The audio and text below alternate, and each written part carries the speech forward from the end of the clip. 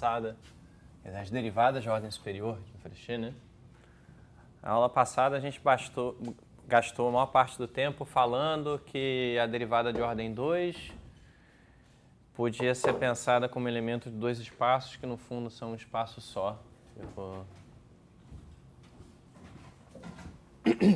lembrar quem são esses espaços, né? Um era esse aqui. Bom, V e W são espaços vetoriais, normados, Banach, se vocês quiserem. Bom, vamos dizer Banach.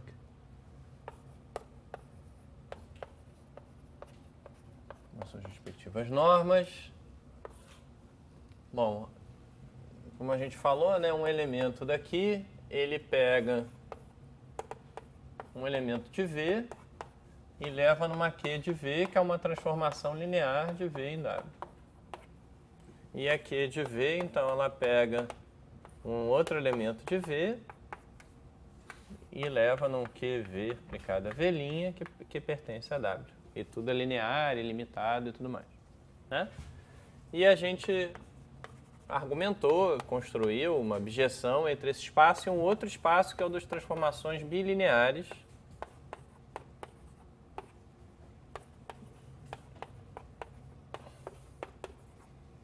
Bilinear quer dizer que essa expressão aqui, se eu troco V por uma soma de coisas, ela decompõe certinho. Se eu troco V' por uma soma de coisas, decompõe certinho. Os escalares pulam para fora. Bom, a gente gastou então bastante tempo falando que esses dois espaços no fundo são a mesma coisa, que a norma que a gente botou aqui corresponde à norma daqui, né? Só para lembrar qual é a norma.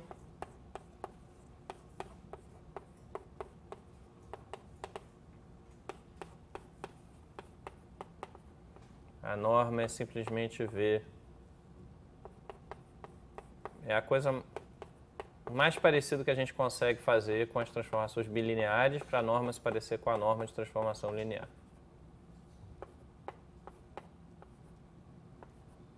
E aqui eu tenho que tomar V e V' que não são zero.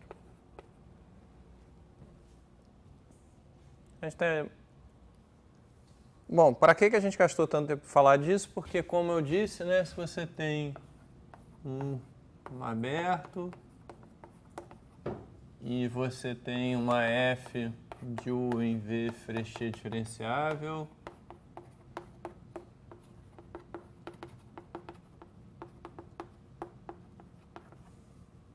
então a DF é uma aplicação de U nesse espaço aqui. E se a própria DF é Frechet diferenciável, então a segunda derivada pertence, bom, pelas regras, né? A primeira quando você deriva, você tem uma operação linear entre o V, que é o espaço que contém U, e esse espaço aqui.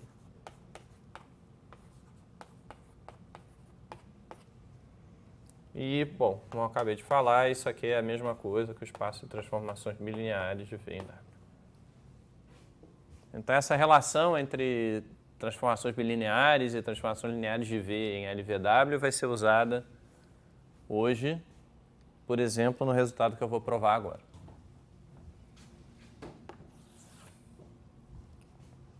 Que é o seguinte, o teorema é... Bom, se...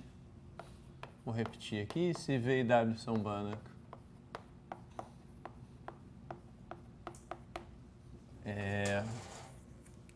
U, V, contido em V é aberto,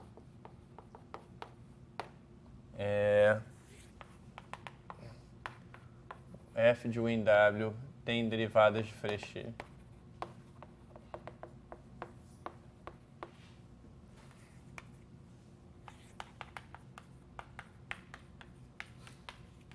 De ordem menor ou igual a 2. E, além disso, essa derivada de ordem 2 é contínua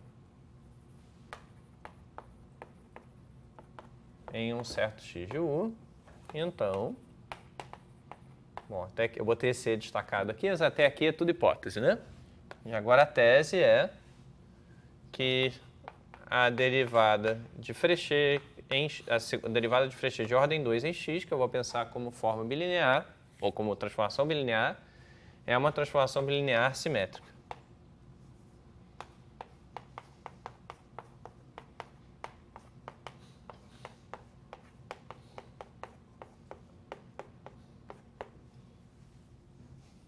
Tá?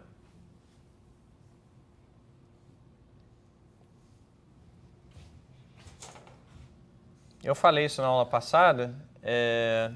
Isso daqui é análogo ao fato de que, quer dizer, é a versão abstrata do fato que as derivadas parciais são simétricas, né? As derivadas parciais de ordem 2 são simétricas. Não importa a ordem que você deriva, tem que dar a mesma coisa, contanto que você tenha essa hipótese de continuidade.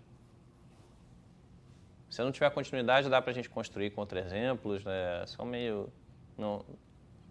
São bem parecidos com contra-exemplos que a gente já viu de outras coisas na aula, né? A gente vê aquele contra-exemplo de uma função que tinha derivadas parciais nos dois eixos coordenados, de fato tinha derivada de Frechet em qualquer direção, mas não era nem contínua em zero, né? Olhando coisas parecidas com aquilo, a gente consegue exemplos de funções que têm segundas derivadas parciais, mas elas não são simétricas. Mas com a hipótese de continuidade, que a gente vai usar fortemente, isso aqui funciona.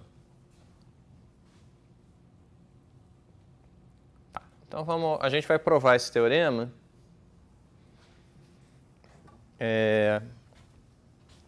Deixa eu até observar que eu acabei de corrigir um errinho que tinha nas notas, era basicamente que em algum momento da prova o V e o V' saíam trocados o tempo todo e as coisas estavam meio erradas, mas agora eu acho que está certo. Tá, qual é a chave para provar esse teorema? Bom, a chave, tanto se você for provar o teorema de derivadas parciais, quanto se você for provar esse teorema aí, é a gente tentar expressar essa segunda derivada cruzada, vamos dizer assim, né, com V e V' potencialmente diferentes, tentar expressá-la como limite. E como é que a gente faz para expressar como limite, né? Bom, só aqui fazendo observações bobinhas, né? Se eu tenho uma f de R em R, ou de um subdomínio na reta em R, a gente sabe que tem uma fórmula para derivada em x, que é essa aqui. Limite quando h vai a zero. E tem uma fórmula para a segunda derivada que talvez não seja tão conhecida quanto essa, mas que diz que a segunda derivada eu consigo expressar como um quociente também, né?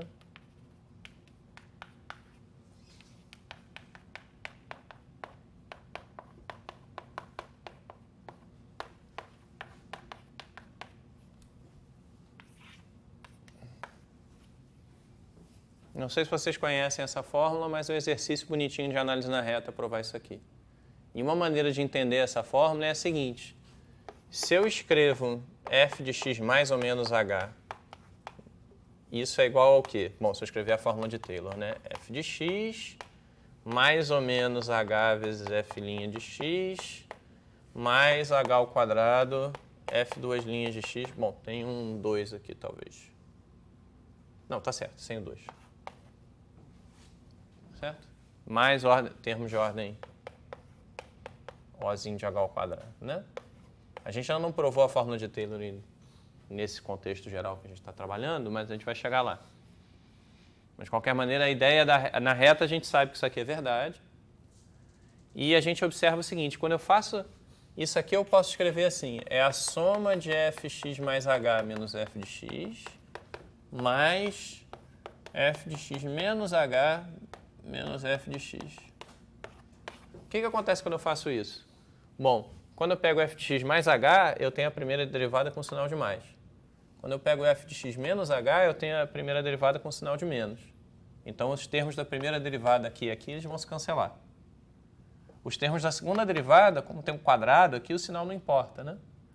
E aí eles vão se somar. Então, aqui eu vou ter uma coisa tipo duas vezes isso, né? H ao quadrado vezes a segunda derivada, mais esse ozinho de h ao quadrado.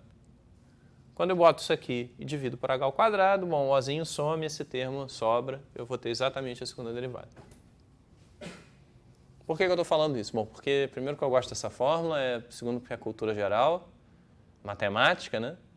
E O terceiro é que essa fórmula tem a ver com a prova que a gente vai ver agora. Bom, é claro que a gente vai fazer uma coisa mais complicada para as coisas funcionarem nesse contexto aqui de espaços de Banach e tudo mais, mas a ideia é a mesma, que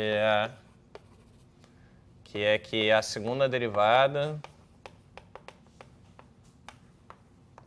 é limite de expressões de quocientes envolvendo somente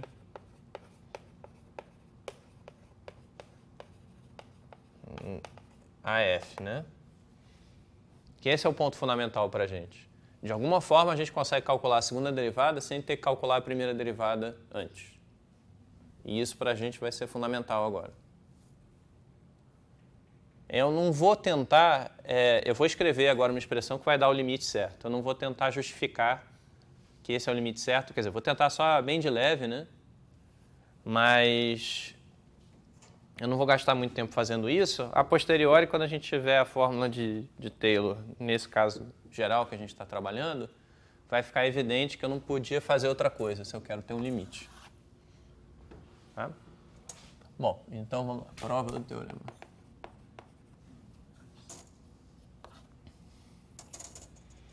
A prova é assim. Eu vou pegar... Bom, dados...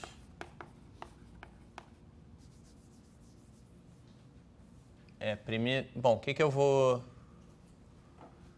fazer? Fixos em V, eu defino... Bom, fixos também eu fixei um ponto no aberto U, que é aquele ponto onde eu sei que a derivada de ordem 2, quer dizer, ela existe em todo aberto, né? Mas ela é contínua no x. Eu defino isso aqui, uma função de variáveis reais, que é simplesmente essa expressão que eu vou escrever agora.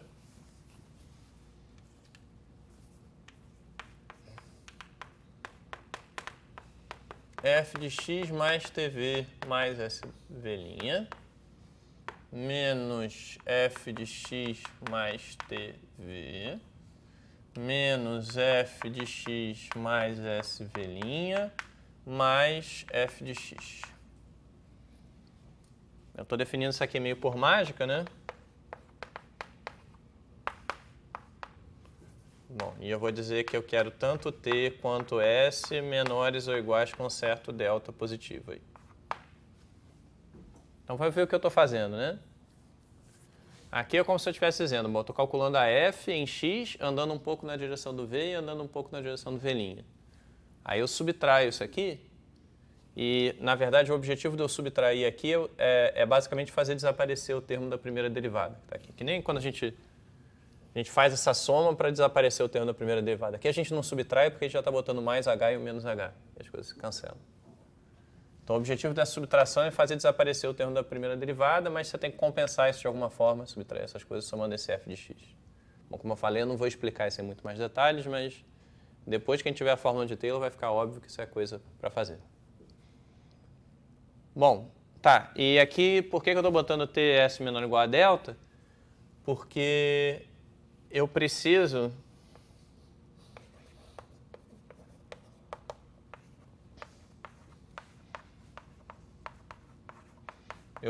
garantir que aqui eu estou calculando a função f em um monte de pontos, né? Esse x tv mais SV', x mais tv, x mais SV', e eu preciso garantir que esses pontos estão todos... Preciso garantir que eles estão todos dentro do domínio da função que eu estou usando, né?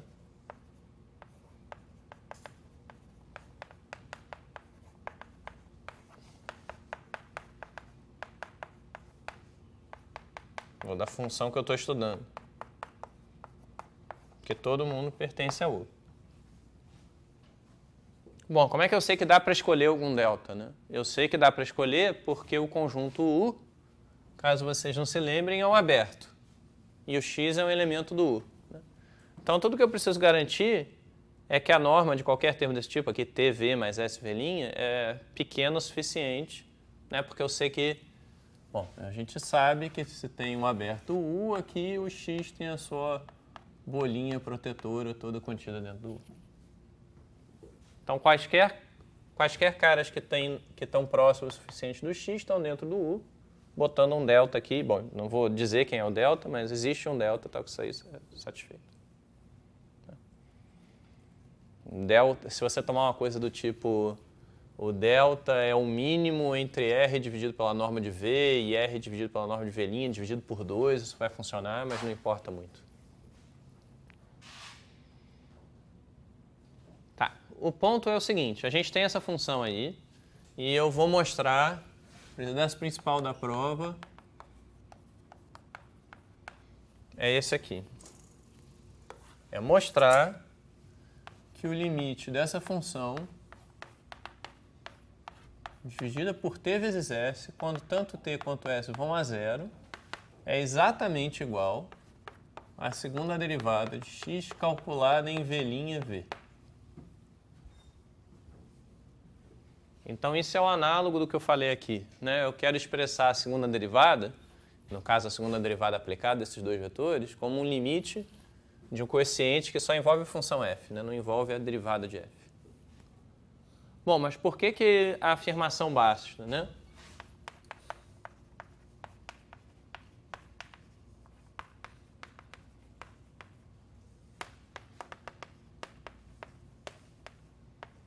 Porque a gente tem uma simetria entre t e s aqui. Bom, de fato, se eu quisesse... Bom, esse limite aqui diz que da maneira que eu quiser que o t e o s vão para zero, você tem essa convergência, né? Mas eu poderia trocar o papel de t e s aqui, que é equivalente a trocar o papel de V e V', e aí eu teria... Bom, eu teria o seguinte, trocando os papéis de S e T, eu poderia, por exemplo, mostrar que esse limite aqui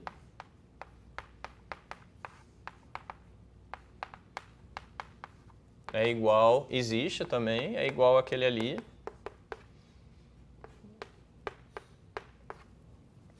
Ou se vocês quiserem, eu podia, ao invés de ter usado T e S aqui, bom, T e S são convenientes para a prova, como a gente vai ver. Mas eu podia ter posto simplesmente TV e TV' aqui, e aí fica muito claro que tem uma simetria completa em V e V'. Né? Então, poderia estar aqui, botar T, T, T, T e dividir por T ao quadrado. Mas para a prova é um pouquinho mais conveniente a gente escrever assim. Bom, o ponto é, uma vez que você tem esse limite, a simetria vem de graça. A gente está provando algo mais forte do que a gente precisa. Isso aqui é uma observação, antes da gente provar a afirmação. Como é que a gente vai provar essa afirmação? A gente vai usar a desigualdade do valor médio. E a desigualdade do valor médio, eu vou usar, na verdade, no caso que a gente provou, que era de curvas no espaço de banda, que a gente provou alguma coisa assim. Bom, a gente tem a desigualdade do valor médio para a derivada de Frechet, né? Eu não vou usar diretamente aquilo, quer dizer, eu vou usar implicitamente, mas o ponto é que aqui eu tenho uma função de variáveis reais, e quando a gente tem variáveis reais, a desigualdade fica mais fácil de escrever. Ela fica alguma coisa assim, se eu quero calcular, se eu tenho uma gama, bom, vou dizer aqui, de um subconjunto da reta por um espaço de Banach, então a norma da diferença gama de B e gama de A é menor ou igual que o sup da derivada no intervalo AB de gama vezes a diferença de B para A. Isso aqui não estou enunciando muito precisamente o resultado, senão jamais teria escrito aqui reta e Banach. Estou lembrando para vocês como é que é esse resultado que a gente vai usar agora. Certo? Bom, por que a gente vai usar isso? Uma outra forma de eu escrever o que está aqui, que é boa para a gente botar, é eu dizer o seguinte, isso aqui, a gente vai... Quando eu escrever uma coisa desse tipo aqui,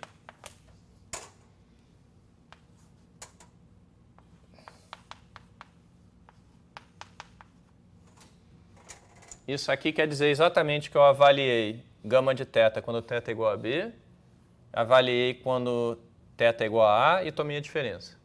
A gente usa esse símbolo em cálculo às vezes, né? Para falar de uma função avaliada em 2 pontos. Quando a gente faz integral, por exemplo. Né? Bom, o que isso tem a ver com o nosso problema? Isso tem a ver com o seguinte. Se eu olhar para essa função, pensando provisoriamente em como ela varia com t, eu posso escrever isso da seguinte maneira.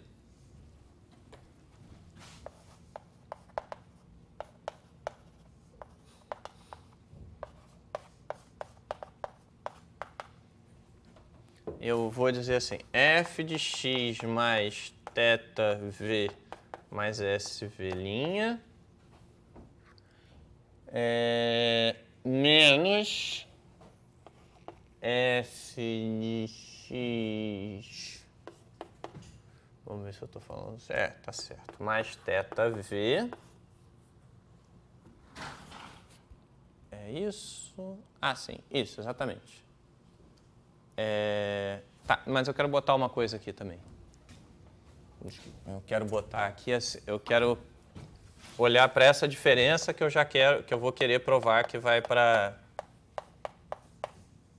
Deixa eu escrever isso com mais espaço aqui.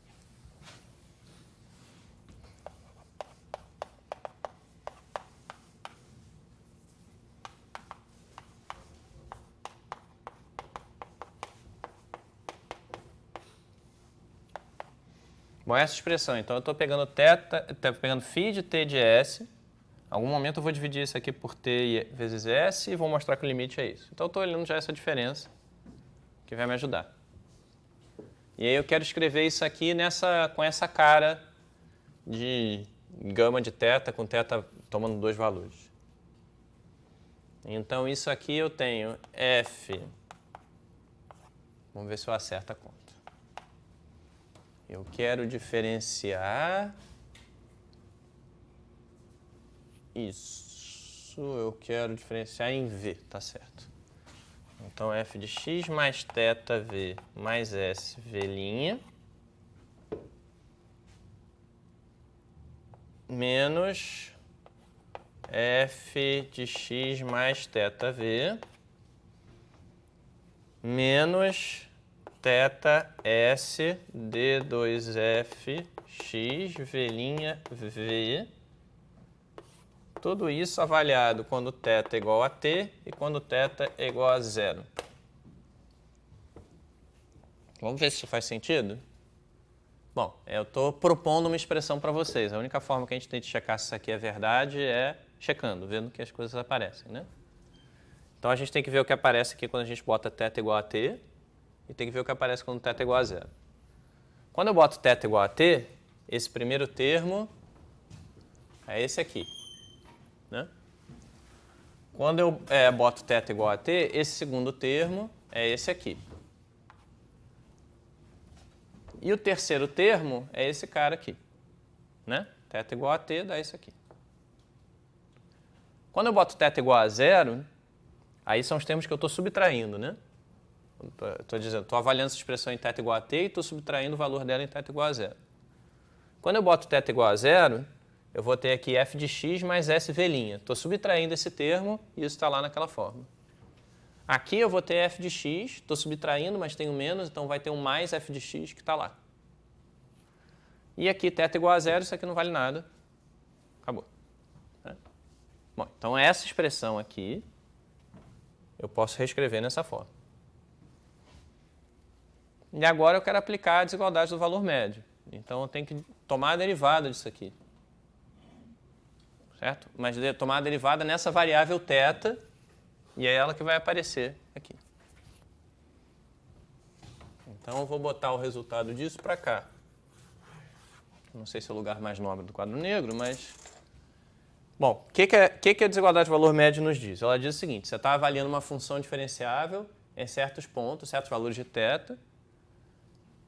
A norma da diferença é, no máximo, a norma máxima da derivada vezes o tamanho do intervalo.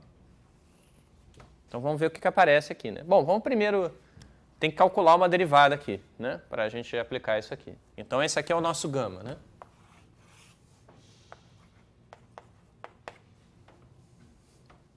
Vamos calcular a derivada de gama de θ. Aqui a gente vai usar a desigualdade do valor médio, mas a gente precisa de uma outra coisa que a gente aprendeu em aula, que é a regra da cadeia. Lembrando que tem que essa noção de derivada por limite, que é o que aparece aqui, coincide com a derivada de Frechet e tudo fica bonitinho. Então eu pergunto para vocês, qual é a derivada desse primeiro termo aqui? É uma regra da cadeia, certo? Bom, qual é o resultado? Você pode falar mais alto que não tem problema nenhum. Assim, eu acho que não dá para te escutar no vídeo, se isso serve de elemento encorajador, porque eu acho que só com o microfone mesmo que dá para escutar. Aquele ponto, vê se você concorda comigo que é esse aqui. Oi? Vezes o quê? Bom, é a derivada do que está aqui dentro em θ, né? Que é? Muito bem. Tá vendo? Até se tivesse no microfone estava tudo bem. Agora a gente vai ter esse outro termo, e como a Carolina já falou, eu acho que eu aprendi, que vai ter a derivada da f, nesse outro ponto. Né? Bom, tem uma coisa que está sendo feita aqui, eu estou dizendo o seguinte, quando a função que leva a θ em θ vezes v tem derivada igual a v. Bom, e agora tem a derivada disso aqui, que é simplesmente um escalar multiplicando um vetor. E vai dar menos s d2f x v'. Eu vou escrever isso numa forma, e agora a gente vai precisar lembrar das coisas que a gente fez na aula passada, mas eu quero escrever numa forma em que o v fique em evidência nessa expressão. Tá certo?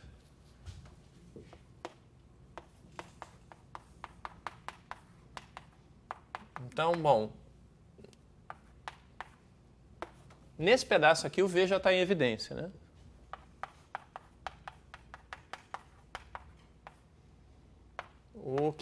Agora eu vou escrever aqui uma coisa que é menos óbvia, mas a gente vai ver que ela faz sentido também. O que aconteceu daqui para cá? Eu tinha uma forma bilinear, eu tinha uma transformação bilinear. A gente sabe que essa transformação bilinear eu posso pensar que ela é algo que associa a cada velinha uma transformação linear de V em W. É aquele lá do L2VW igual a L de V, LVW. Né? Então aqui, esse cara aqui é um elemento do espaço de transformações lineares de V em W. A cada velinha eu associo um elemento desse espaço. E agora eu tenho uma certa transformação linear agindo sobre V, uma certa transformação linear agindo sobre V, e uma outra transformação linear agindo sobre V. Essa transformação aqui depende do velinha que eu escolhi, mas para cada velinha é uma transformação linear. Tá certo? Então aquele isomorfismo entra exatamente aqui. Bom, o que isso diz pra gente? Diz pra gente, entre outras coisas, o seguinte, que se eu tomar... Em algum momento eu vou precisar tomar a norma da derivada, né? Para aplicar a desigualdade do valor médio.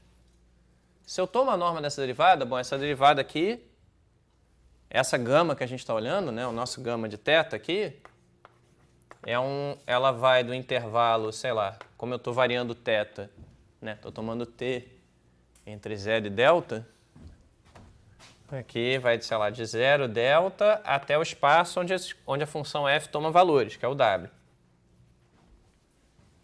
Então essa norma aqui é uma norma em w. E eu estou dizendo o seguinte, bom, vou botar já um menor igual aqui. Olha só, toda vez que a gente vê uma transformação linear aplicada a um vetor, a gente tem que sentir aquela vontade de dizer, a norma disso aqui é no máximo a norma da transformação linear vezes a norma do vetor.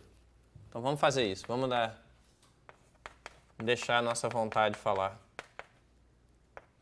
mais alto aqui, digamos.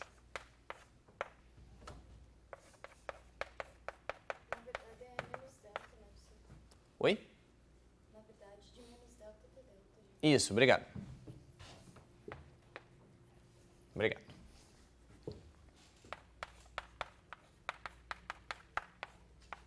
Bom, assim.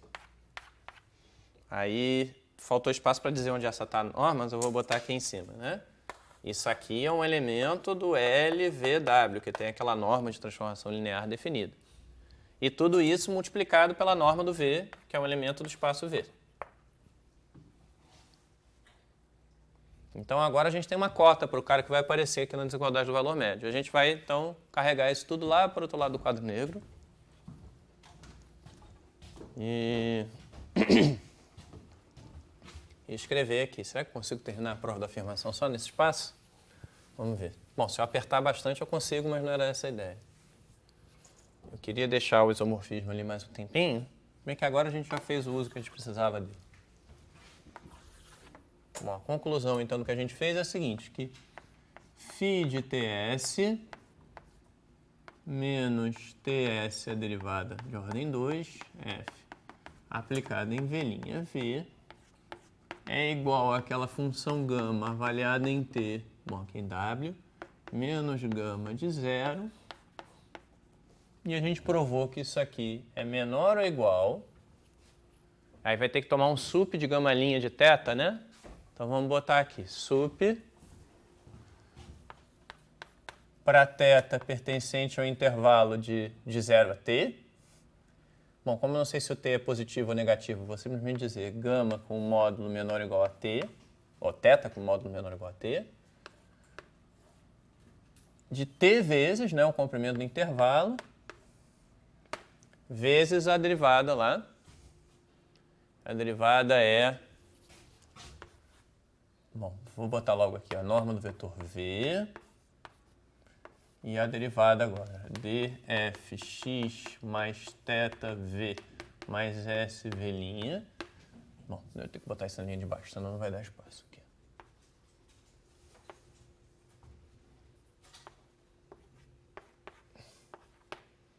dfx mais θv mais sv' menos dfx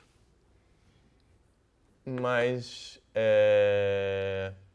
θv menos d2, aqui tem um s, d2fx v'.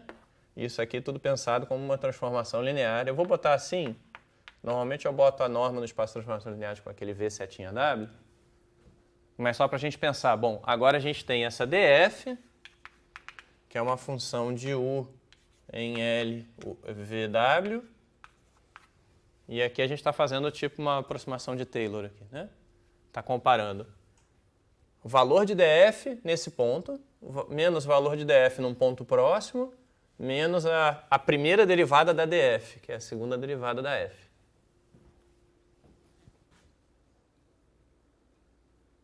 Bom, aí agora, bom, isso aqui tem um suprema em θ, né? Que é meio chatinho, mas não é nada demais também. Porque para cada θ fixo, a gente consegue estudar essa expressão como uma função de S. É a mesma ideia do que eu falei antes, né? A gente tem aqui... a gente tem aqui uma certa... Quer dizer, a nossa nova gama aqui, vou chamar de gama til de S, ela é igual a df de x mais θ vezes. Para cada θ tem um valor, mais sv', menos S d2f de x v'. Bom, por que eu estou definindo essa função? Porque o que está aqui dentro é gama til de S menos gama til de 0. É só a gente checar. E aí eu vou simplesmente aplicar a desigualdade do valor médio de novo. E eu vou ficar com uma coisa assim, sup θ menor ou igual a t de t vezes norma de v. Bom, eu tenho que diferenciar essa criatura aqui, em S agora, né? Bom, primeiro vamos ver o que vai aparecer. Eu vou aplicar a desigualdade do valor médio. Vai aparecer uma coisa tipo o sup da derivada num certo intervalo, né? Então, sup de... sei lá, vou ter que inventar um outro nome para essa... A gente vai chamar essa variável aqui com outro nome. Acho que nós chamei de eta, vou tentar preservar isso aqui. Então, o que está aqui em cima é essa função de eta, avaliada em eta igual a S e em eta igual a 0. Então, aqui eu vou ter a derivada em eta dessa criatura. Tá? Eu não vou tentar escrever tudo nesse espacinho, eu vou deixar para...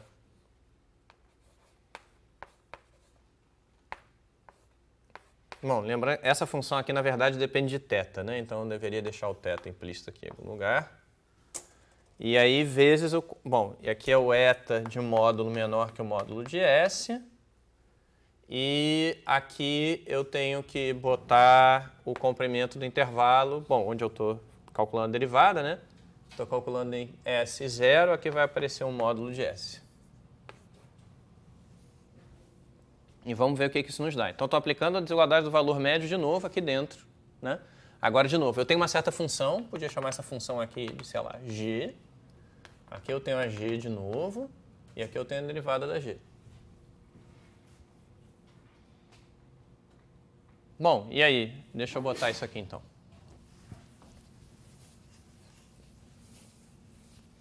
Como é que é essa derivada da gama tilde eta, né? Bom, aqui a gente vai ter que aplicar a regra da cadeia. Eu vou tomar a derivada da derivada da f, né? A derivada da derivada da f vezes a derivada do que está aqui dentro em eta. Então vai ficar d2f x mais θv mais zeta v', tudo isso aplicado a v'. Bom, onde é que mora essa derivada? Isso é, como a gente sabe, a gente tem uma certa escolha de definir, mas aqui eu estou pensando, a df toma valores nesse espaço. Então, para esse ponto do problema, a melhor maneira de eu pensar na d2f é com um operador linear de v nesse espaço, que é o L de L aqui. Cadê o L de L? Aqui. Bom, vamos diferenciar. A gente tem que se acostumar com isso e continuar agindo como se nada estivesse acontecendo, né? A palavra para isso é ser blasé. Aí agora, bom, esse outro termo aqui, né, bom, é derivada desse menos esse aqui é fácil de diferenciar, que é só um eta. Vai aparecer aqui um v'. E a gente observa, de novo, né? A gente tem aquela mesma cara.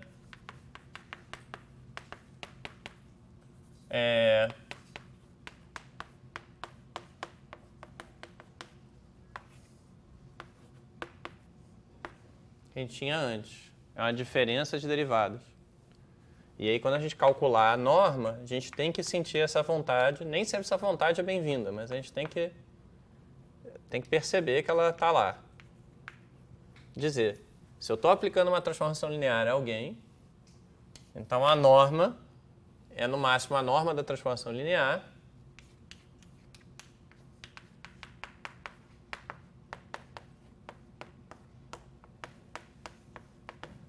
E aí isso agora é um elemento do L de V, LVW,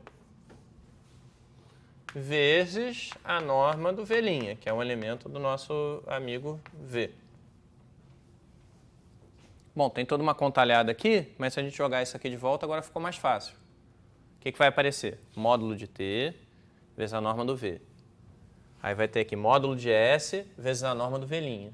E vai aparecer o supremo desse treco aqui. Então, deixa eu escrever essa expressão final aqui.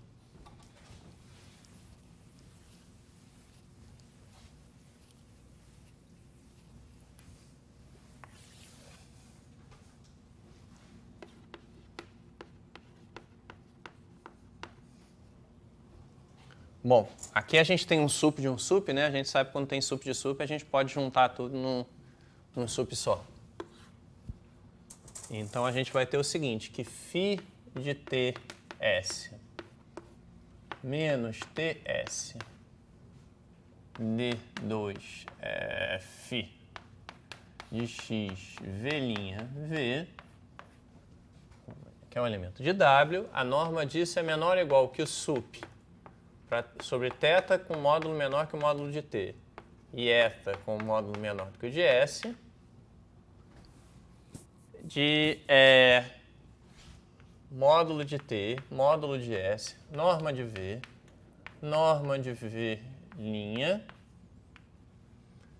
vezes a segunda derivada calculada em 2 pontos lá. Bom, agora está fácil de escrever aqui.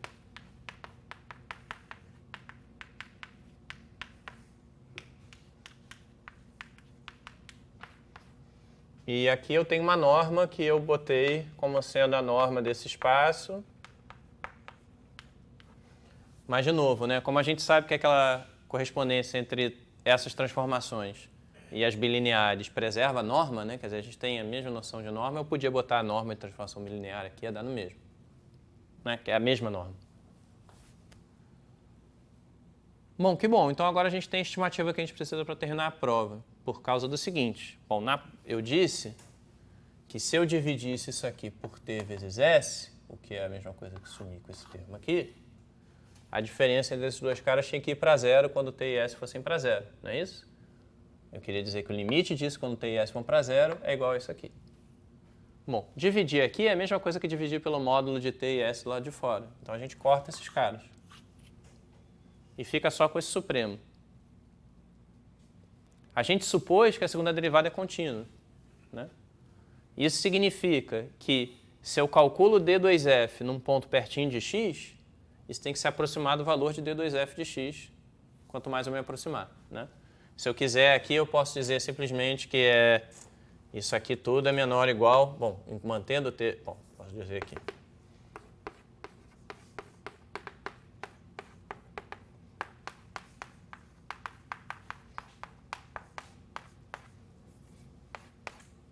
É menor ou igual que a norma de V, vezes a norma de V', vezes o sup da segunda derivada calculada no x L2VW, se eu quiser, e onde a distância de x' para x em V é menor do que alguma coisa, bom, a distância entre esse ponto e esse é menor do que, sei lá, norma de t vezes a norma de V, mais o módulo de S vezes a norma de V'.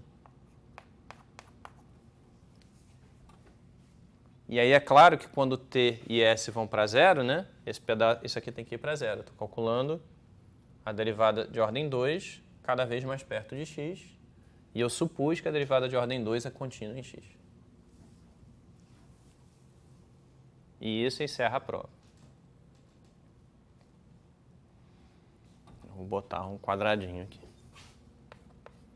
Bom, encerra a prova usando fortemente o fato de que essa criatura aqui é contínua em x.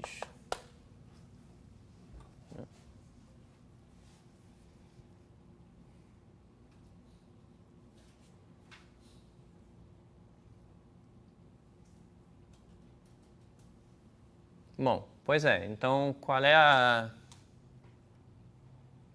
Assim, essa prova tem duas coisas acontecendo, basicamente. Uma é que a gente tem que usar a desigualdade do valor médio, quer dizer, tem três.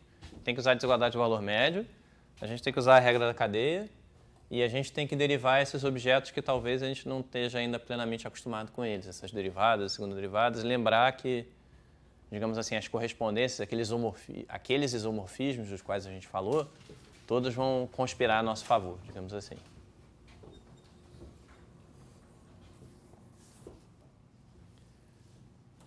Certo.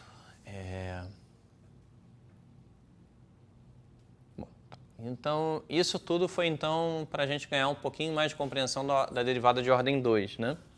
Eu vou terminar a aula hoje falando do que a gente sabe sobre as derivadas de ordem maior. É a continuação dessa história aqui para as derivadas de ordem 3, e 4 e 5.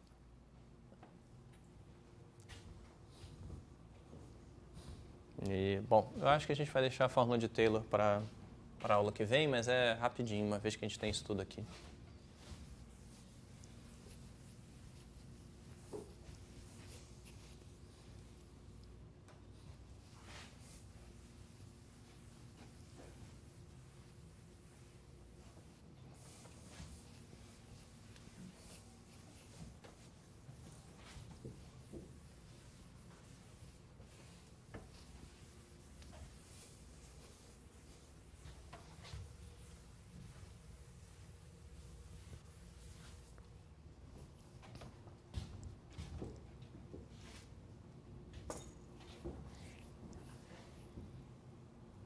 Certo, bom, então, não sei se está claro, né, mas esse cara aqui está multiplicando isso aqui também. Bom.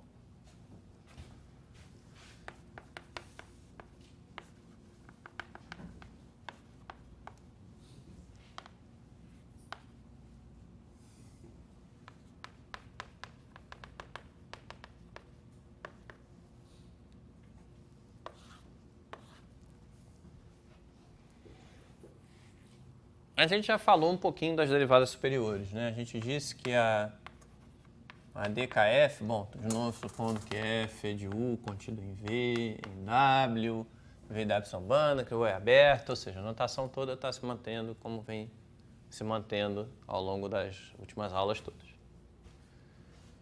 Então a gente já falou que a késima derivada, se ela existir, né, a gente pode pensar que é um operador K-linear. A gente falou isso no final da aula passada, né? Ou pode pensar que isso aqui é operadores lineares de Vênus, operadores lineares de Vênus, operadores lineares de V em W, né? Operadores todos contínuos, né? Isso aqui K vezes, iterando K vezes esse processo.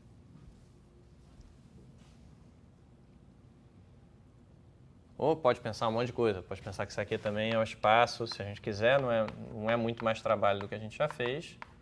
Mostrar que também a gente pode pensar, bom, se a derivada de ordem K-1 é um operador linear de V em W, então a derivada de ordem K é um operador linear de V nesse espaço LK-1 de V em W. E é tudo isomorfo aí pelas construções que a gente fez.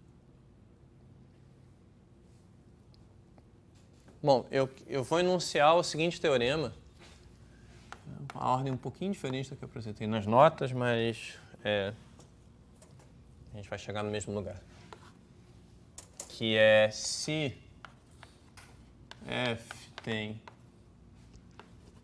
k derivadas sobre U e a késima derivada f é contínua em x, então a gente tem que, para qualquer escolha de vetores V1, VK, pertencentes a V elevado a K, bom, eu quero anunciar um teorema de simetria, né? O que é simetria? No caso, quando você tem dois vetores, é só dizer que se você troca a ordem, não altera o valor. Aqui seria dizer que essa expressão é invariante por permutações dos índices, ou eu posso dizer assim.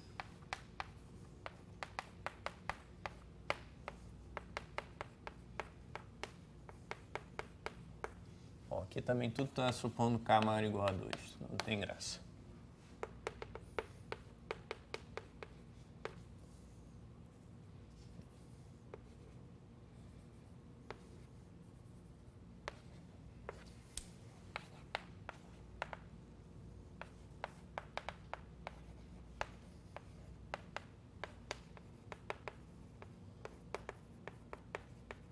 Bom, o que eu estou dizendo então simplesmente imagina que eu permuto os índices desses vetores, então sigma é uma permutação dos números de 1 a k. O que eu estou dizendo então é que essa derivada késima, supondo que ela é contínua, ela tem que ser invariante para essas permutações. Qual é o análogo disso em cálculo? É dizer que as derivadas parciais de ordem k, se elas existem, são todas contínuas, então elas também não dependem da ordem que você toma as derivadas. Você toma primeiro na variável 1, depois na 3, depois na 7, a mesma coisa que tomar na 7, na 13 e na 1, ou qualquer outra ordem que você escolha.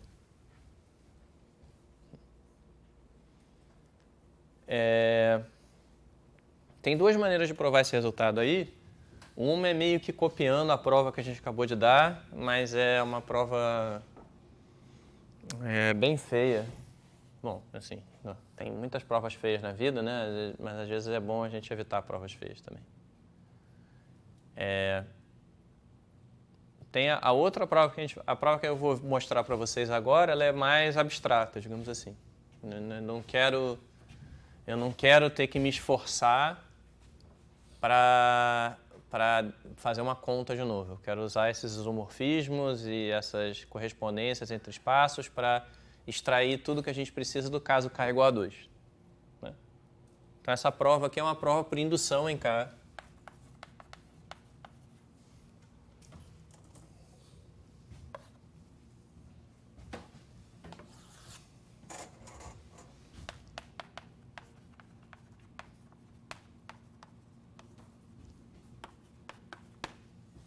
E o caso básico dessa indução já está provado.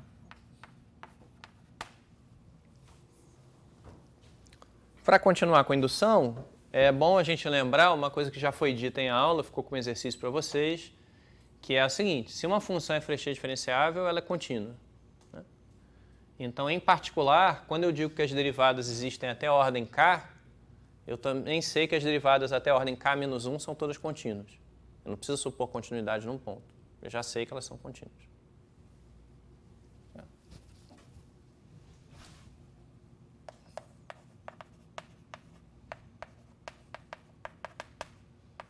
Então, como é que a gente faz aqui a prova para k maior do que 2?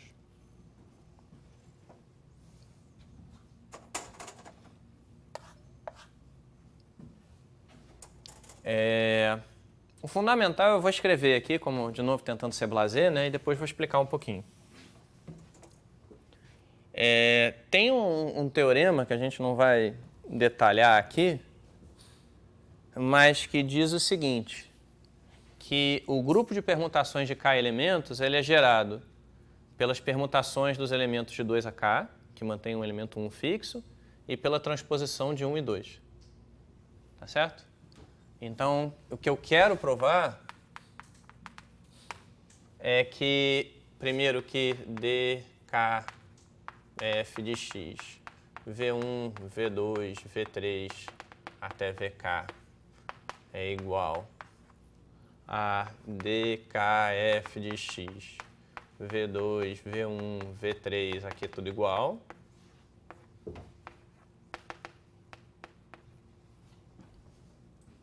E, além disso, que dkf de x, v1, v2 até vk é igual a dkf de x vezes v1, v sigma 2, v sigma k para toda sigma, que é uma permutação dos números de 2 até k.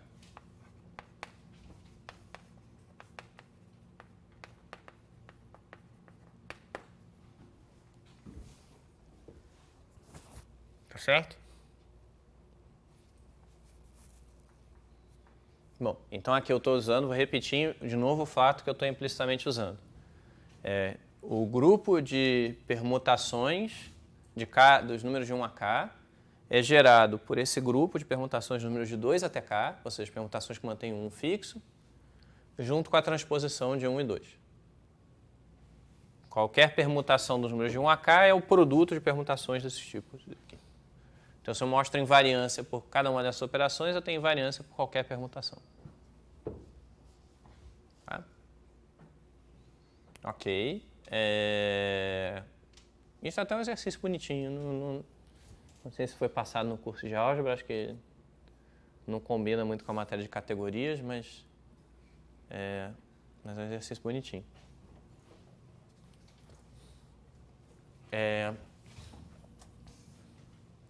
Tá, como é que é? Bom, a ideia é dizer, então, eu quero dizer o seguinte, para provar a letra A. Eu vou dizer e depois a gente vai pensar porque que é verdade. Que eu posso pensar que o dkf de x é a segunda derivada do dk menos 2f de x. E o que quer dizer isso? Quer dizer o seguinte, se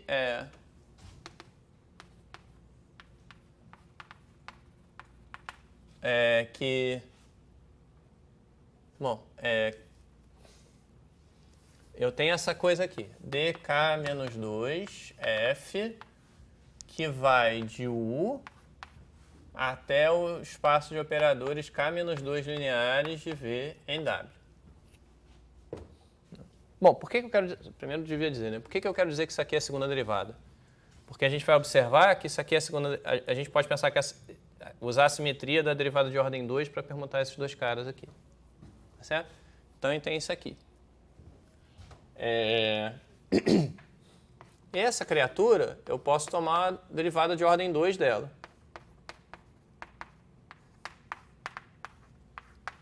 E isso vai dar um operador bilinear de V no LK menos 2 VW. Operador bilinear. Então, para cada x, D2 dk menos 2f de x calculado nos pontos V1, V2 é igual, é um elemento do LK menos 2 de V em W. Né? Simplesmente o que faz isso aqui? Isso aqui, para cada x, eu tenho uma coisa que pega dois elementos de V e me dá uma transformação K menos 2 linear de V em W.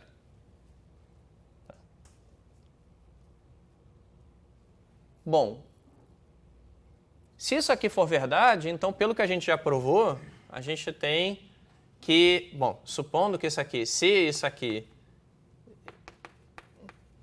é a derivada de dkf de x aplicada em V1, V2,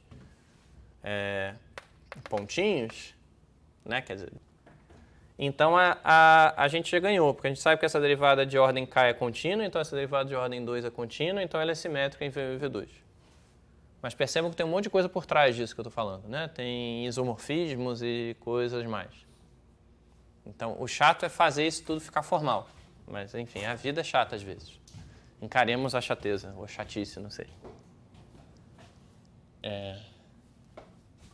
Bom, vou fazer um dos vários parênteses que eu já fiz nesse curso para falar coisas meio estapafúrdias.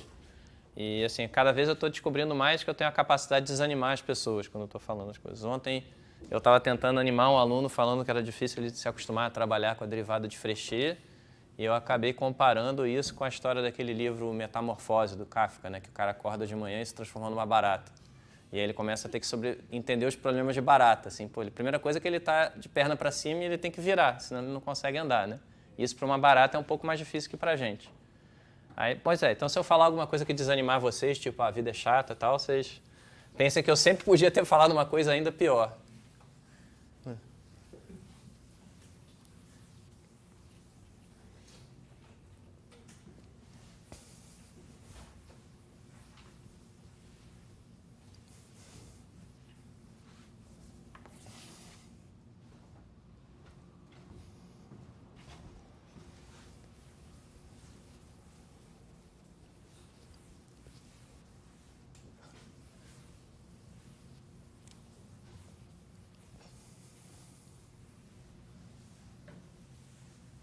Bom, vamos entender isso aí então.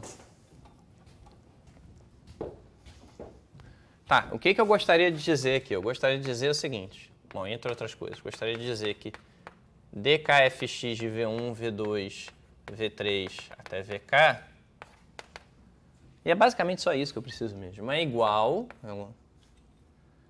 ao d2 dk menos 2f, calculado em x, aplicada a V1, V2. Isso aqui é um elemento do LK-2, então eu aplico esse elemento do LK-2 aos K-2 vetores aqui de V3 até Vk.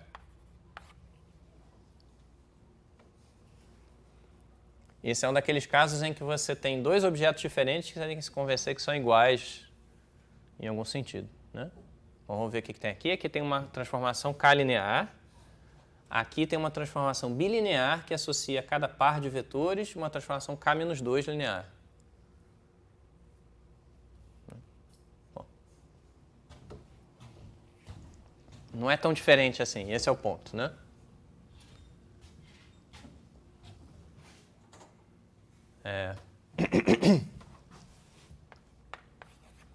Bom, como é que a gente faz isso? Se a gente quiser, bom, a gente tem várias maneiras de fazer isso, mas eu quero só chamar a atenção para o que está por trás, né?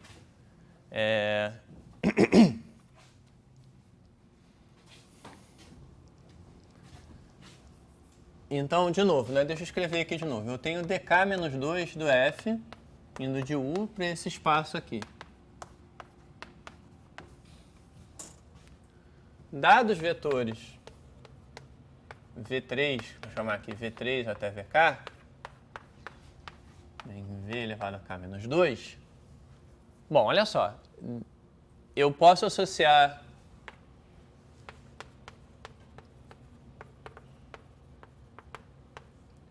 uma nova função a eles, que é a seguinte, que é, eu vou chamar provisoriamente aqui de g, a função, bom, g talvez desses caras, mas vou deixar assim, g de u até w, a função que leva cada x em u, no dk-2 de f de x aplicado aos vetores v3, vk. Isso aqui faz sentido, né? Aqui eu associo pontos de u a essas formas k-2 lineares. Aqui eu estou dizendo, associa essa transformação k-2 linear e agora calcule essa transformação nos pontos v3 até vk. Certo?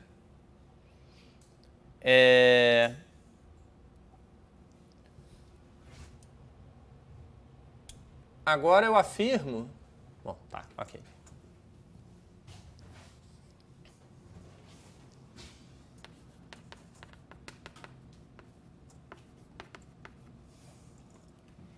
Que... Aqui eu vejo, vermelho. Eu afirmo que se você tomar a segunda derivada dessa g aí, ela vai ser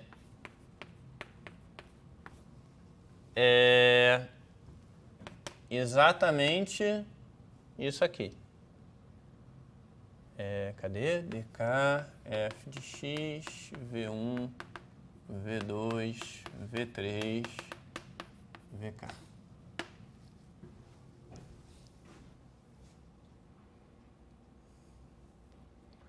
E isso aqui a gente pode ver... Bom, eu vou mostrar que se eu tomar uma derivada, aparece o dk-1 aqui. Se eu tomar outra derivada, vai ter que aparecer o dk-2. O dk mesmo, quer dizer. Então, como é que é a derivada da g de x? Bom, se a gente olhar essa função aqui, g de x mais um certo hzinho menos g de x. Né? Se eu quero calcular a derivada da g, eu tenho que olhar expressões desse tipo, certo? E escrever isso aqui é igual a uma certa transformação linear mais um resto. Né? Vamos olhar isso para cá. Vou colocar aqui. dk menos 2f de x mais h aplicado a esses vetores todos aqui. dk menos 2 f de x v3 vk. Eu vou juntar esses dois caras. São duas transformações k-2 lineares agindo sobre os mesmos vetores.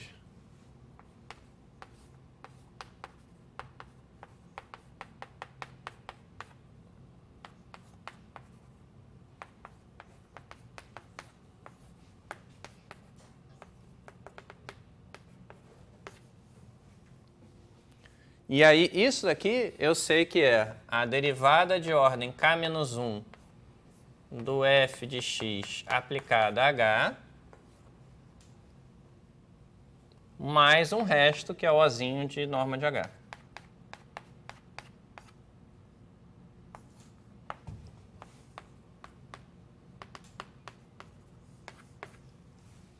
Melhor dizendo, essa aqui é essa criatura mais um outro termo. Tudo que está aqui dentro são transformações k-2 lineares. Isso aqui é uma transformação k-2 linear de norma pequena. Em particular, quando eu aplico isso aqui a k-2 vetores, isso é uma coisa de norma pequena também. Então agora eu vou dar um passo, que vocês podem encarar como um exercício, talvez.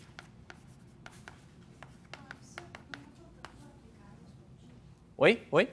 Lá, antes, g de x mais h menos g de x, isso tudo no ponto, nos pontos v3 até vk. Não, porque a G já tem os carinhos aqui.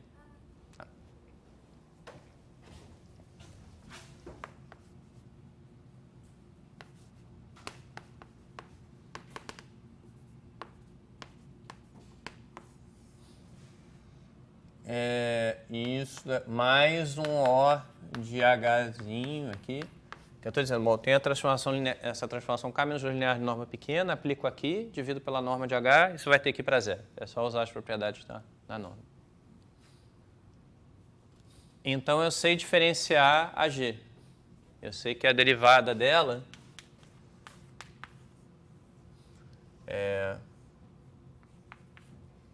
aplicada a H, ou aplicada, vou dizer, V2, sei lá, é igual a dk menos 1 de f de x aplicado a V2 calculado em V3 até VK.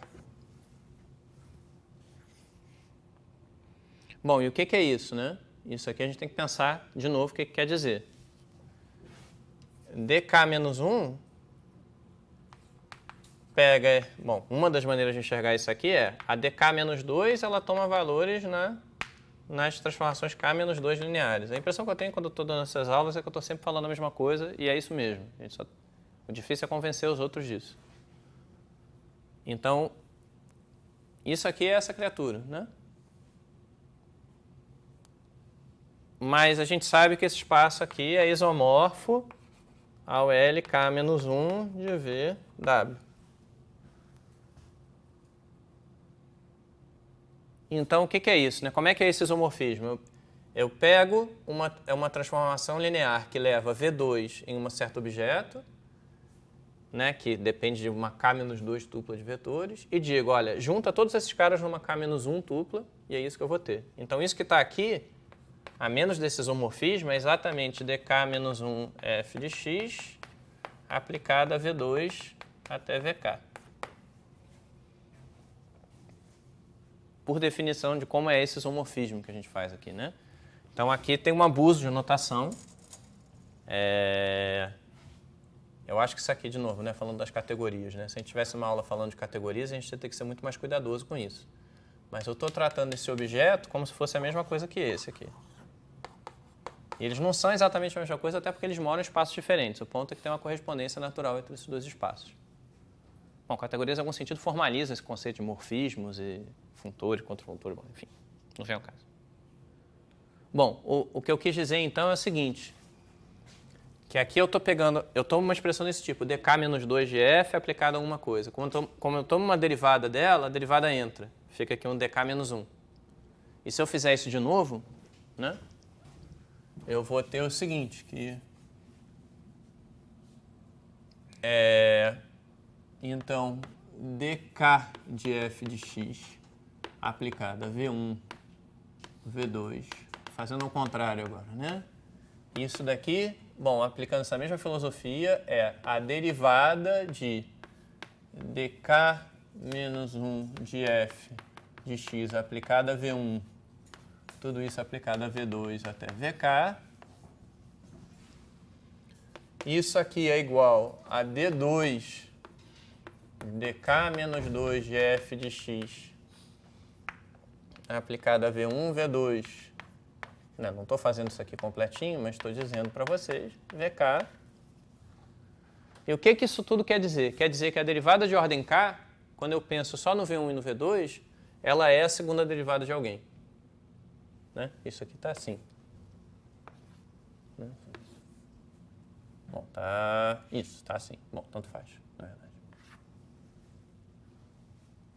E tudo isso eu estou querendo chegar porque do momento que eu sei que a derivada de ordem K é uma derivada de ordem 2 de alguma coisa, eu posso trocar esses caras pelo caso K igual a 2 do teorema, que é o caso que a gente já provou antes, né? Que derivadas de ordem 2 são simétricas.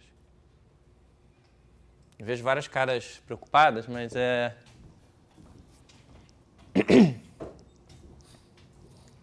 a gente está certificando no fundo aqui que todos os isomorfismos que tem por trás de tudo que a gente está fazendo, eles funcionam mesmo, né? Que funcionam para os propósitos que a gente tem.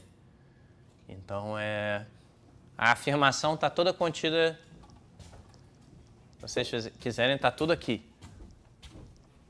Né? É só isso aqui que eu preciso. Tomar a derivada de ordem K é a mesma coisa que tomar a derivada de ordem K menos 2, derivar essa derivada duas vezes e calcular assim. É isso que a gente precisa. E é isso que é o argumento que está provado ali. Sim. No segundo marco, na última linha, não é igualdade, é a derivada Aqui? da sagaz. Aonde que está? Aqui que você está falando mesmo. Tá. Como é que eu passo Bom, aqui a gente está dizendo o seguinte, olha só. A gente está supondo que que a f tem derivadas de ordem até k, né? Em particular, dk-2f, bom, uma função de u em lk-2 de vw. A gente está supondo que essa função é diferenciável. E essa derivada é o que aparece aqui, ó, dk, estou derivando uma vez isso aqui. O que quer dizer que essa função é diferenciável, né? Eu vou escrever aqui em cima. Quer dizer o seguinte, que se eu calculo ela em fx mais uma coisa pequena, menos dk menos 2 f de x, aparece um certo operador linear, que a gente convenciona chamar aqui de dk f aplicado a h, mais o ozinho de h. Bom, de novo, né? O que são esses elementos? Esse cara aqui é um elemento desse espaço. Esse cara aqui é um elemento desse espaço também de norma pequena. São esses sujeitos que estão aparecendo nesse trecho aqui. Isso, é o resultado de usar a definição de derivada, que diz que essa expressão aqui faz sentido. É o resultado de derivar. E aí a gente está observando, bom, se você pega uma transformação KD-2 linear de norma pequena e aplica a certos vetores, isso tem norma pequena também. Né? Quer dizer, eu poderia ter escrito isso aqui como um resto, aí o resto aplicado a esses vetores, eu divido agora pela norma de H, tem que ir para zero. Isso tem um exercício embutido aí. Isso. De nada. E agora, quer dizer, o que eu ganhei com isso? Que agora eu ganhei uma expressão parecida para G. Né? O que eu quero mostrar? Para G ser diferenciável, o que eu tenho que fazer? Eu tenho que mostrar que a expressão G de x mais H menos G de x pode ser escrita como um certo operador linear aplicado a H mais um resto pequeno. O operador linear é esse aqui. Ele pega H e leva nessa expressão. Pois é. Esse, para mim, na verdade, é o tipo mais difícil de aula para dar, que é a aula em que você tem que mostrar que o óbvio é óbvio mesmo. Mas quando você tem que fazer isso é porque o óbvio não é tão óbvio assim. Então tem quase que uma contradição em termos. Mas tudo que você pode pedir é que as pessoas prestem atenção no que você está falando e meditem sobre aquilo depois. Tá, então, bom, tudo que eu quis dizer, então, é que a parte A aqui, que é que permutar V1 e V2 está ok, funciona porque, no fundo, a derivada de ordem K pode ser pensada como uma derivada segunda derivada de ordem K menos 2, calculada em V1 e V2 aqui.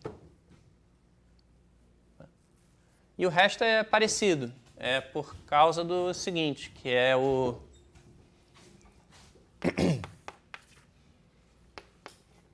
Como é que é o B, né? Oi. Você mostrou aquilo para G. Sim. E aí não é bem a G que a gente tem, um pouco confuso. Certo. Que você... Faz espaços diferentes lá, está derivando a... Vamos lá. Vamos ver que tá... A gente tem que se convencer que está tudo certo, né?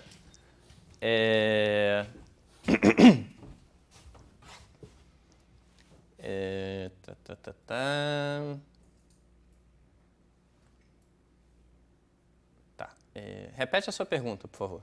Tá confuso para mim porque a ordem que tu faz as coisas ele é diferente, né? Aqui que você está dizendo. Eles entram na jogada primeiro e depois aparecem os outros V's, né? E lá, Isso. a tua G, ela faz as coisas... Sim, entendi o que você está falando. Tá.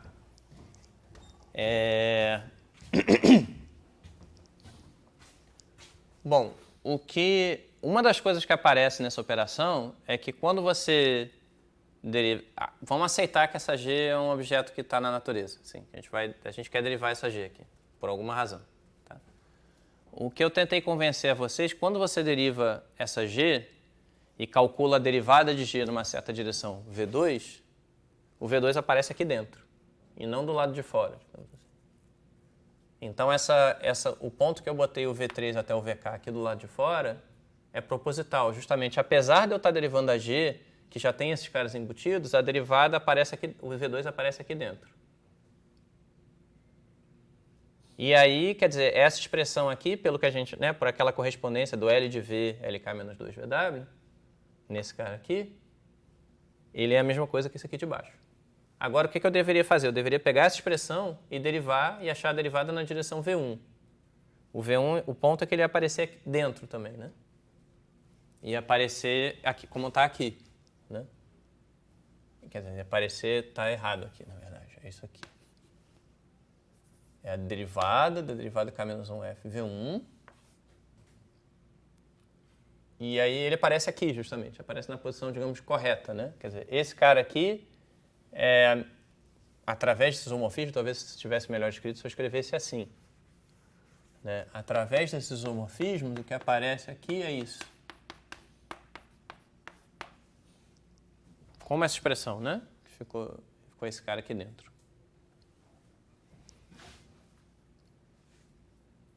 E aí aqui eu tenho... Então, bom, é como se eu estivesse pensando assim, né? O que eu estou dizendo é justamente que quando você escreve uma expressão assim, você pode puxar o V1 para dentro aqui, e depois puxar o V2 para dentro também.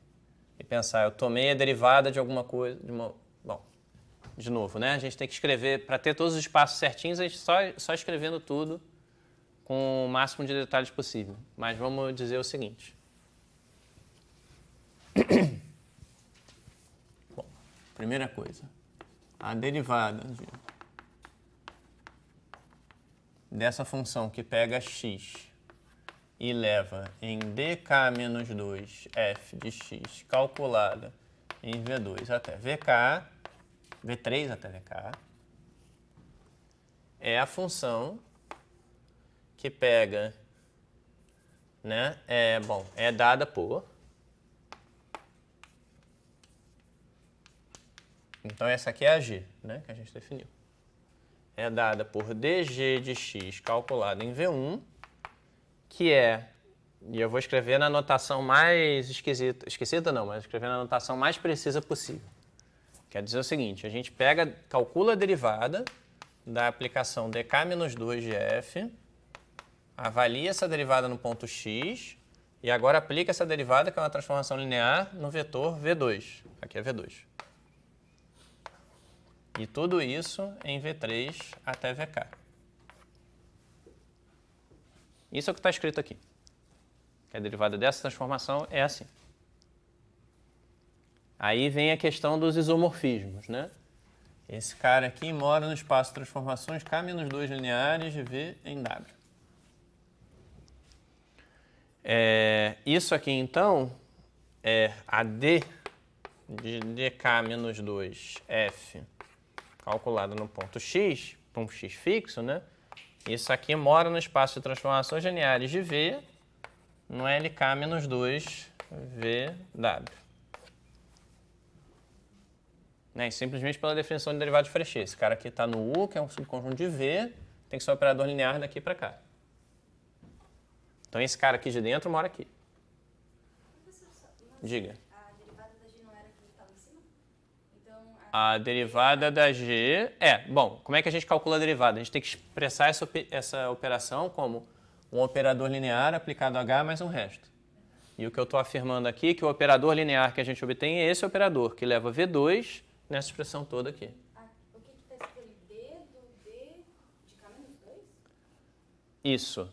Porque o d de dk menos 2 é o dk menos 1, né? Quer dizer, eu estou pegando essa função aqui dentro, a função dk menos 2 de f, e estou diferenciando essa função.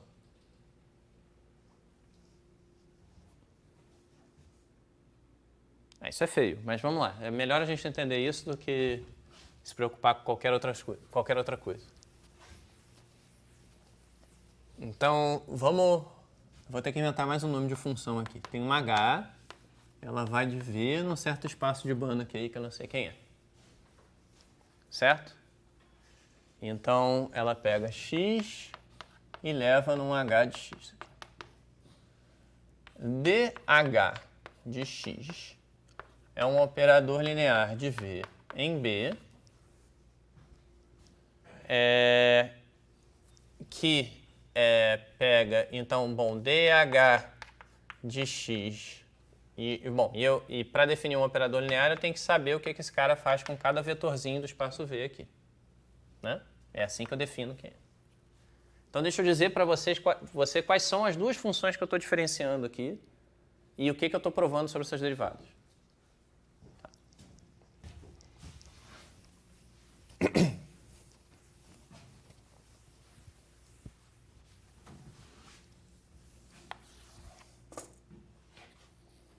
Tá, a função 1. Eu estou pegando a h, tomando como igual a dk menos 2 de f.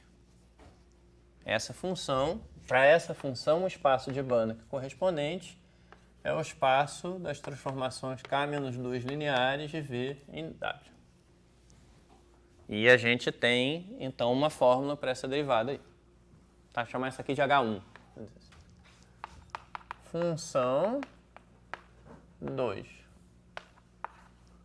É uma função assim, H2 de x é igual à derivada de ordem k menos 2 f calculada em x, aplicada aos pontos V3, VK. E essa função tem um outro espaço de Banach que é aqui associado, né? O contradomínio dela. Vamos chamar isso aqui de B1. O B2 é o espaço W, porque a transformação K menos 2 linear de V em W, eu estou dando K menos 2 vetores de V para ela, ela me cospe alguma coisa em W. Ok. O que está sendo dito aqui? Está sendo dito o seguinte. Bom, são duas aplicações de V em espaços de Banach diferentes, eu posso calcular as derivadas das duas. Certo? O que provamos, o que a gente provou aqui? Eu vou falar o que provamos, mas talvez eu deva dizer o que provei. Pelo menos até todo mundo concordar que a gente provou o que provou e aí passa a ser plural. O que eu provei? Eu argumentei o seguinte. Eu argumentei que se você pegar a derivada da aplicação H1 no ponto x e lhe aplicar a um vetor de V,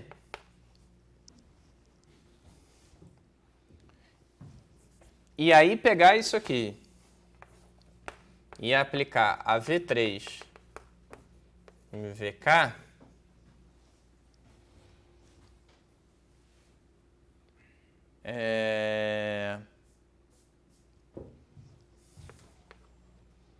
isso daqui é igual a derivada de H2 no ponto x aplicada a V2. Para a gente escrever do ponto de vista mais formal possível, é essa identidade aí que a gente provou. Aqui eu estou diferenciando uma função que toma valores nesse espaço esquisito. Aqui eu estou diferenciando uma função que é, bom, pega essa coisa que toma valores no espaço esquisito e torna menos esquisita, calculando o valor dela numa K menos 2 tupla de vetores.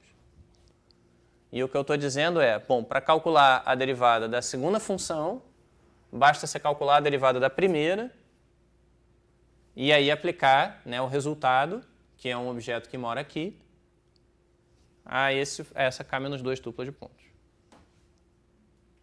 É isso que está provado aqui. Quer dizer, essa H2 aqui é a G, né? É isso que está provado.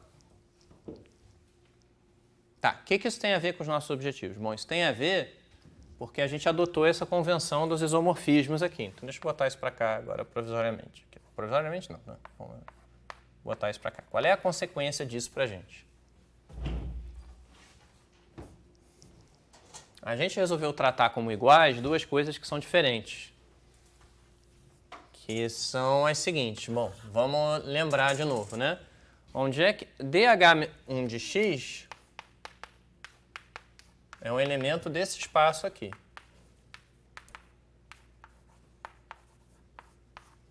Né? O espaço vetorial contém o domínio e o contradomínio. Ok. A gente resolveu fazer uma correspondência entre esses espaços aqui.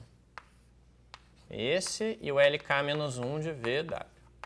Como é que se dá essa correspondência? Certo? Eu vou dizer o seguinte. Bom, a gente pega, dada uma Q pertencente ao primeiro espaço, LK-2 VW, associe a Q uma B que pertence ao LK-1 de V e W, que eu vou escrever assim. Bom, o que a Q faz? Ela pega um vetor e me dá uma coisa K-2 linear, né? Então, eu vou dizer o seguinte, que a B de V2 até VK, ela é, por definição, igual a Q de V2. O que é Q de V2? É uma transformação K-2 linear.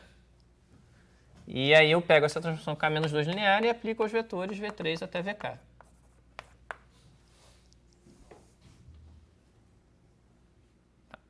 Por que eu estou falando isso? Eu estou falando isso o seguinte, o que está aqui dentro, então, é... Bom, pegando o que está ali, né? Quem é D de H-1? Bom, eu quis diferenciar esse D para fora aqui. A minha intenção com isso era dizer que a gente estava tomando a derivada dessa função H1 aqui. Bom, mas é claro que isso aqui, então, é dk-1 de f de x calculado em V2. Então, ele está dizendo que se para...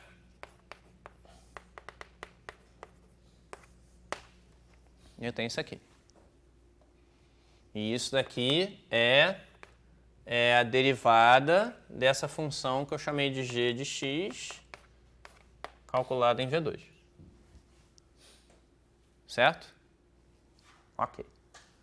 Por conta desse isomorfismo, o que esse isomorfismo aqui faz? Ele diz, bom, estou botando parênteses para ficar parecido com o que está aqui.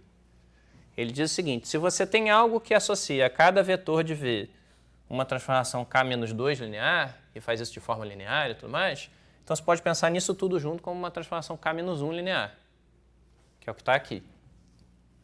E foi essa passagem que eu fiz exatamente aonde? Bom, eu tinha feito, eu acho que... fiz aqui. Eu disse, olha, eu tinha feito aqui e eu apaguei, por algum motivo.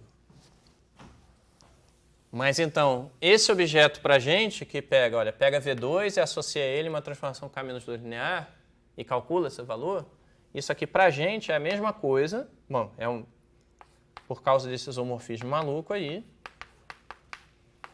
que esse outro objeto aqui.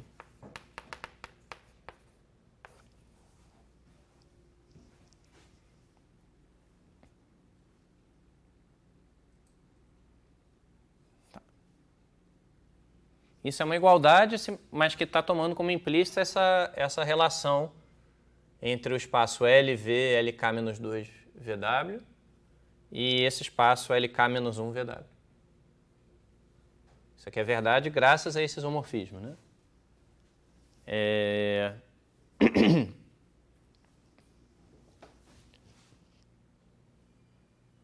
Tá, e por que isso é importante para a gente? Porque agora o que eu gostaria de fazer é o seguinte, eu posso pegar,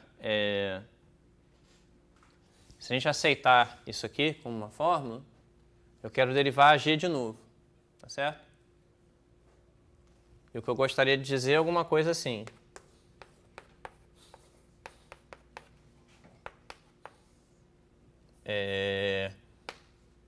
Bom, tem que fazer algumas coisas aqui. Tem que dizer a derivada dessa expressão aqui, calculada em V1. A regra aqui é basicamente que bom, eu quero dizer isso aqui.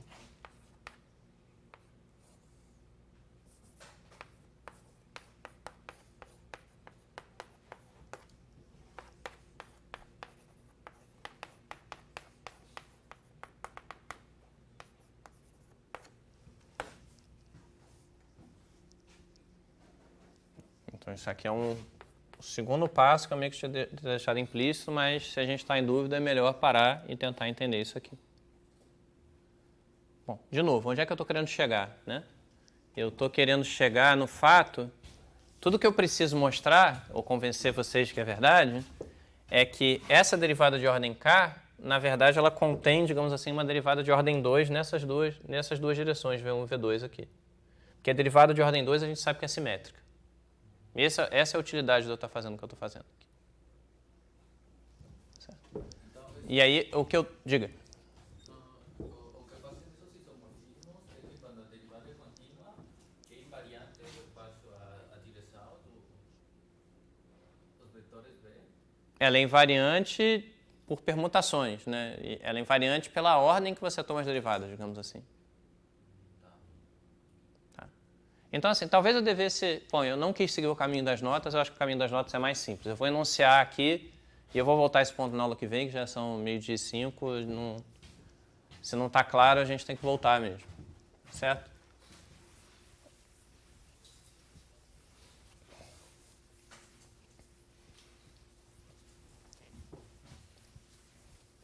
Bom, o lema é basicamente o seguinte. que se eu tenho, né, supondo que a f é j mais 1 vezes diferenciável,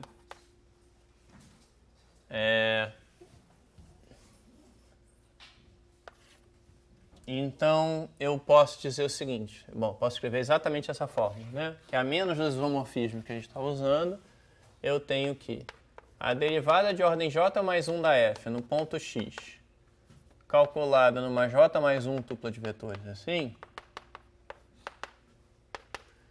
é a mesma coisa que a derivada de dj de f calculada no ponto x, aplicada ao vetor v1, tudo isso v2 até vj mais 1. Para todos os v1, vj mais 1, vj mais 1. Ou seja, se eu quero calcular a derivada numa j mais 1 tupla, a derivada de ordem j mais 1, basta eu derivar a derivada de ordem j na direção do v1 e aplicar o resultado a esse v2 até vj mais 1. Esse é o lema que a gente precisa. Eu quis meio que deixar isso implícito, mas acho que nas notas está melhor. Né? Quer dizer, supondo que f é j mais 1 vezes diferenciável em U, por esse lema que eu não preciso de continuidade nem nada, é só esse lema, é só uma fórmula, né? A pergunta aqui, na verdade, o lema é claramente útil, né? Eu devia ter começado por ele. Mas é simplesmente, olha, como é que se eu quero realmente calcular derivadas de ordem 1, 2, 3, 4 sequencialmente, eu tenho que ter alguma coisa que ligue a derivada de ordem j mais 1 com a derivada de ordem j. Tá certo? O que é ligar? Né? A derivada de ordem j mais 1 é o operador j mais 1 linear. A derivada de ordem j é o operador j linear. Eu tenho que dizer como é que eu passo de um mundo para o outro, digamos assim. E aí o que eu estou dizendo é o seguinte, para achar a derivada de ordem j mais 1, você toma a derivada de ordem j e deriva. O que você tem agora é um operador linear de V nesse espaço de operadores... Bom, é uma transformação linear de V no espaço de transformações J lineares de V em W. É até difícil falar essas coisas, né? Mas, bom, então a derivada do djf é uma transformação linear de V no espaço LJVW. E aí o que eu estou dizendo é simplesmente, bom, se você tomar essa derivada, então, e aplicar em V1, você tem um operador J linear, uma transformação J linear, que você pode aplicar a esses caras, e isso é a mesma coisa que fazer isso aqui.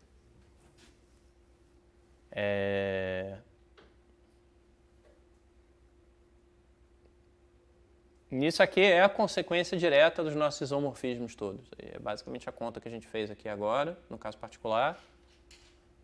Só que a gente vai voltar então a esse ponto direitinho, terminar essa prova da simetria e fazer a fórmula de Taylor na aula que vem. E é isso. Então vamos parar por aqui. O que tem de não trivial no lema, só para falar, né, é que toda vez que você toma uma, digamos assim, quando você toma uma derivada a mais, bom, tá. O que tem de não trivial é que te dá uma fórmula para calcular as coisas, mas o ponto é que você sempre pode pensar que você está diferenciando a derivada de ordem j na direção v1 e aí aplicando isso aos outros vetores. E aí a simetria fica mais ou menos... E aí fica tudo mais ou menos claro. Assim. Mais ou menos, a gente vai ver que fica claro mesmo. Tá. Bom, então eu vou simplesmente voltar isso aqui. Vocês podem tentar apagar esse final de aula da memória, porque a gente vai ver tudo de novo. Então, se vocês aceitarem a simetria da derivada de ordem 2, a gente vai ver a simetria da derivada de ordem k de primeiros princípios na quinta-feira.